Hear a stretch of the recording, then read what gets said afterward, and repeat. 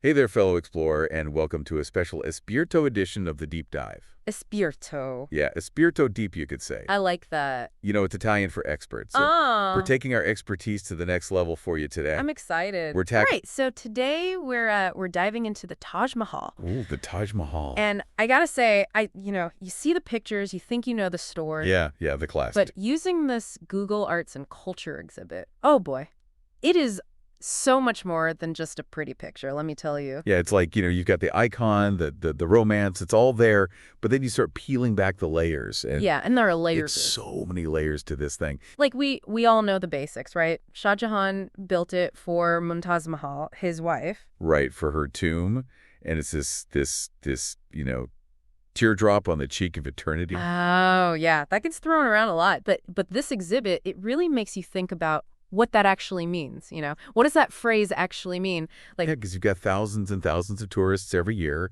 They all come to see this idea, this idea of love that's immortalized in marble.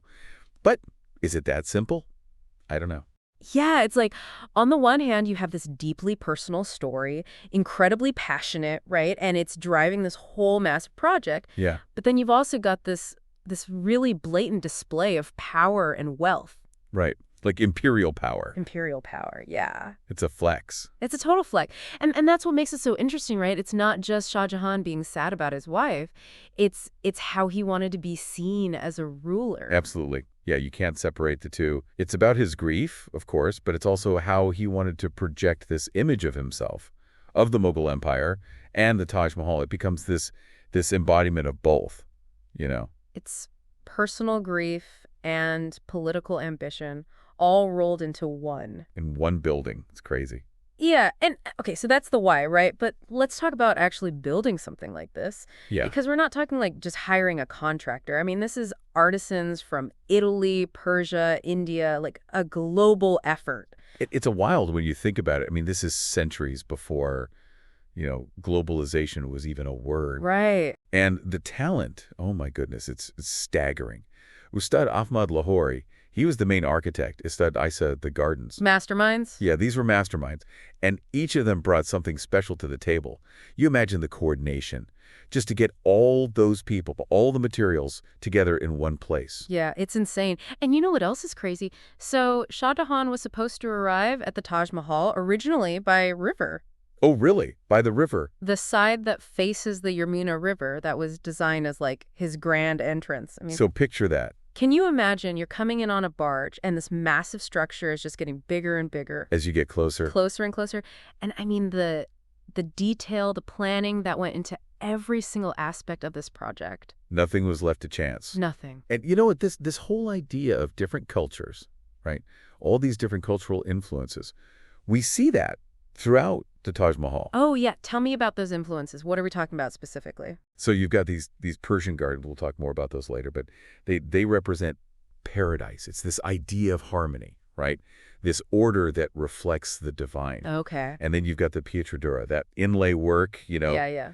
that's a technique that was brought to India by Italian artisans. Wow. It's fusion. It's like this fusion of files, of traditions, all woven together. Yeah, seamlessly. It's like a giant puzzle. It is. Where each piece has its own story. And they all fit together.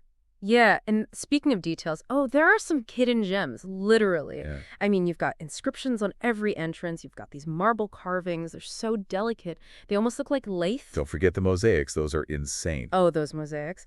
They used lapis lazuli, cornelian, mother of pearl. Agate, all sorts. It's like a jewel box exploded. And all meticulously pieced together Meticulous. to create these vibrant, intricate designs. Yeah, and we haven't even mentioned 20 years. 20 years it took to build this thing. From 1631 to 1651. Imagine, I mean, the dedication, the sheer amount of work that went into creating something this intricate makes you think, Yeah. Especially today in this world of instant gratification. Totally. It's a real monument to patience, to skill. And artistic vision. And you know what? They weren't just focused on the, aesthetics.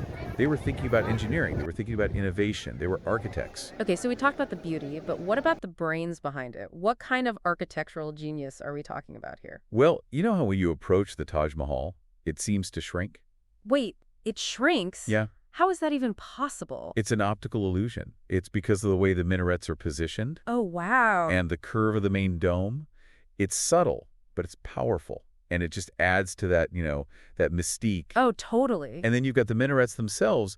They're not just there to look pretty. They're designed to collapse Collapse. outward. Oh, wow. If there's an earthquake. To protect the tomb. Yeah. So it's a monument to foresight as much as to love. They were thinking about preservation centuries ago. Exactly. It's just incredible mastery. And we've only just started. There's so much more than just the mausoleum. Like what? What else is there? Well, there's the Taj Museum, first of all, housed in the Taj Mahal. It's got artifacts, architectural plans. They even have these Celadon plates. Plates? Yeah, if you put poisoned food on them, they change color. What? Poison-detecting plates? It's true.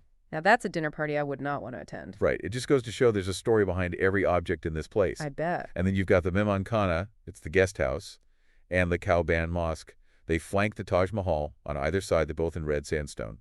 Striking. It's like it just keeps going. And the lattice work on those marble windows? Oh, those windows. They're stunning. Exquisite. Another example of Islamic art at its finest. The patterns, the detail, it's just incredible. So from a love story to a power move to global collaboration to architectural illusions, I mean, the Taj Mahal is clearly so much more than just a pretty building. I mean, what are your thoughts? It's art, it's history, it's human ingenuity all rolled into one.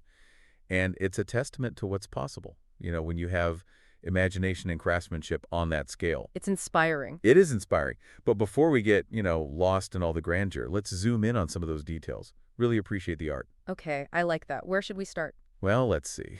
So we've talked about grand entrances and global teamwork, but what about those little details, the things that make the Taj Mahal really come alive? Oh, I see you're getting into the art lover's mindset because those small touches, they're what make it truly special. Totally. Like the inscriptions, we keep mentioning them, but what are they actually saying? Those are passages from the Quran. Beautiful calligraphy. Imagine the skill it took to carve those letters onto the marble. And I'm guessing they weren't just picking random verses? No, each one was chosen very deliberately. It's all about meaning, symbolism, add a whole other level to the monument, this spiritual depth. So every inch of this place has a purpose. Exactly. It's art and faith woven together. They weren't just building a tomb, they were creating a whole experience. Exactly.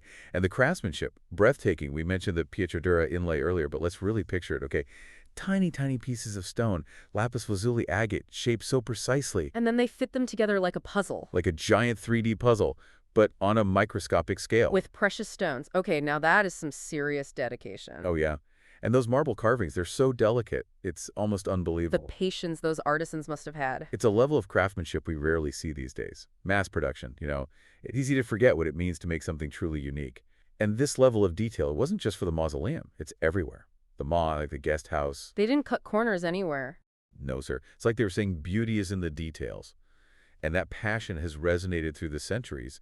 I mean, millions of people have felt it. It's true. You can't deny the power this place has. It makes you think, doesn't it? Even with immense grief, humans can create something extraordinary. And that brings up an interesting question. What does the Taj Mahal mean to you personally? Yeah, is it just a beautiful building? Or is it more about love, about power, about something else entirely? What do you see? I think it probably means something different to everyone, honestly.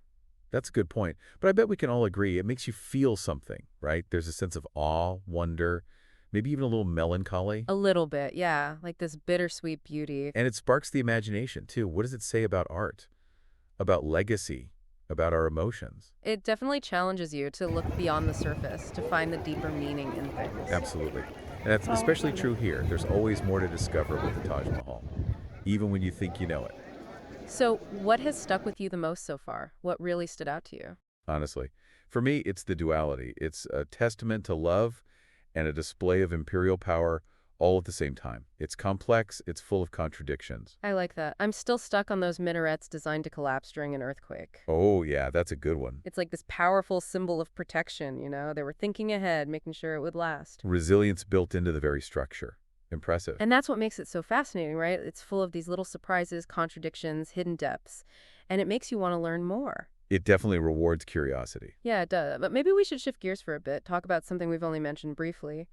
The gardens. Ah, yes, the gardens. They're not just an afterthought. They're an integral part of the Taj Mahal. They're not just there to look pretty. Not at all. They're just as meaningful as the mausoleum itself, and they're designed with a very specific style in mind. The Mughal Charbagh garden? Charbagh, what's that? So it's Persian-inspired. The whole idea is to represent paradise. Imagine a square divided perfectly into four parts, with water or pathways running through it. Okay, I can picture that. Those represent the four rivers of paradise mentioned in the Quran, and it creates this sense of perfect harmony, balance. So you literally walking into a vision of heaven on earth. That's the idea. And every detail is symbolic, too. Cypress trees represent morning, fruit trees represent life. It's like this whole language of symbolism woven into the landscape. Exactly. And they went to all this trouble for a reason. Remember, the Taj Mahal was meant to be more than just a tomb, It was meant to be like a whole world. a microcosm of the universe. It's where earthly beauty meets spiritual aspiration. So the gardens, with all their careful planning, they're meant to make you feel peaceful, contemplative. Makes me think about life. The afterlife, exactly. It's incredible how they managed to pack so much meaning into every aspect of this place. That's their worldview, Everything is connected. The gardens weren't just an extra. They were vital to the whole story the Taj Mahal is telling. It's like an immersive experience. When you visit the Taj Mahal, you're not just seeing a building, you're stepping into a carefully crafted vision. A vision of paradise. And that vision, it's heightened by the way the gardens frame the mausoleum. You walk through these pathways, you get these glimpses of the Taj through the trees, the light filtering through the leaves. It sounds magical. It is. Art, nature, and spirituality all come together. And what I find really remarkable is they took this experience of intense grief and turned it into something so beautiful. They took loss and created a monument to life, beauty. And hope. Exactly. That's the power of art. It transforms things. It takes pain and makes it beautiful. It takes darkness and brings light. And the Taj Mahal is like the ultimate example of that. It reminds us that even in the face of tragedy, there's always a reason to keep going. So we've covered the love story, the architecture, the gardens, all the symbolism, but I feel like we're still just scratching the surface here. Oh, there's so much more. So much more to uncover. What else is there? What other treasures does this monument hold? It's crazy, right? I thought I knew the Taj Mahal, but the more we talk about it, the more I realize there's so much I didn't know. It's true. There's always more to discover. Like an endless puzzle. And one thing that often gets overlooked is how it connects to the bigger picture. The Mughal Empire. Oh, okay, yeah. Tell me more about that. How does the Taj Mahal fit into the whole Mughal history thing? Well, think about it. Shah Jahan wasn't just a grieving husband. Right, he was an emperor. Exactly. And the Taj, with all its grandeur, its opulence, it became a symbol of his power. And of the empire itself. It showed off their wealth, their skill, their artistry. It was like saying to the world, look what we can do. Yeah, like a giant look at us sign. Totally. And remember, this was when the Mughal Empire was at its peak. They were expanding, gaining influence. So the Taj became this symbol of that golden age. It's more than just a monument, it's a statement. About their ambitions, their achievements, and it was all very carefully calculated, this image they were projecting, blending Islamic, Persian, Indian influence. Taking the best from everywhere. To create something unique and breathtaking. It's timeless, really. It still has this power to amaze. Absolutely. And that's what makes it so enduring. It goes beyond a specific time or place. It's about human creativity, about ambition, about love. I'm really starting to see why people are so drawn to it. It's so much more than just a building. It's like this whole story. A symbol, a testament to an entire era. And it still speaks to us today. Oh, absolutely. And its story keeps evolving. Every generation finds new meaning in it. Yeah, it makes you think. Makes you look beyond the surface. And connect to something bigger than yourself. So if someone was visiting the Taj Mahal for the first time, what advice would you give them? What should they really pay attention to? Take your time. Soak it all in. Don't just rush through. And don't just look at the mausoleum. Right. Explore the gardens, the mosque. The museum. And look closely. The carvings, the mosaics, the inscriptions. Every detail tells a story. They add layers to the experience. It's like a journey back in time. Connecting with this rich, complex history. And those small details, that's where the real beauty lies sometimes. Often overlooked, but so important. It's about noticing the things others might miss. Challenging your assumptions. Finding new perspectives. So as we wrap up this deep dive, what's your biggest takeaway? What really sticks with you? Honestly, it's that idea of the Taj Mahal as this grand symbol of the Mughal Empire, showing their power, their culture to the whole world. It adds this whole other layer to the story. I like that. It's like even a personal story like Shah Jahan's love can be part of something so much bigger. Exactly. Intertwined with history, shaping empires, and leaving this lasting impact. It's pretty amazing when you think about it. And for everyone listening, we hope this has inspired you to learn more about the Taj Mahal. It's so much more than just a pretty picture. There's a whole world to explore. Every detail tells a story. Every stone holds secrets. So go and experience it for yourself. Open your eyes, open your mind, and let the Taj Mahal take you on a journey. A journey of wonder, beauty, and human connection. Thanks for joining us. We'll see you next time for another deep dive.